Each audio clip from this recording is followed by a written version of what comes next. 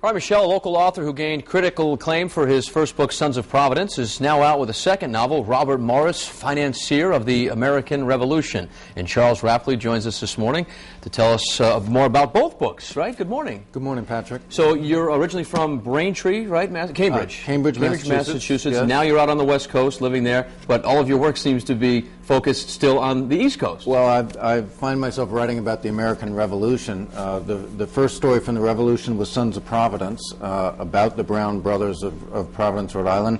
Now I'm writing about Robert Morris, probably the most influential, the most important founder that you've never heard of.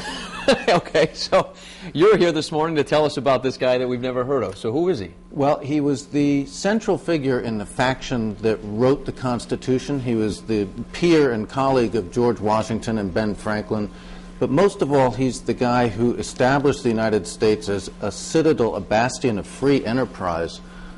He's been written out of the history books, but I'm trying to get him back into the picture. Okay, and what made you want to take on this venture? Like, what motivated you to do what you want to do with this guy? I ran across Morris as a character in the Brown Brothers story when John Brown was defying the new government of the United States at the end of the Revolution.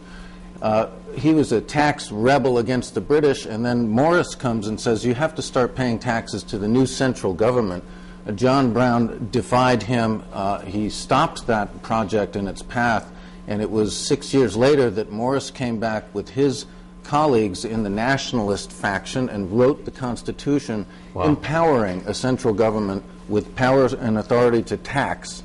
That was fundamental to the Constitution and to establishing the United States. I'm not sure if I'm a big fan of this guy if he's empowering people to tax. Well, the Tea Party talks about limited government. Morris is the guy who said, no, you have to have a central government with central authorities to express the powers of these United States.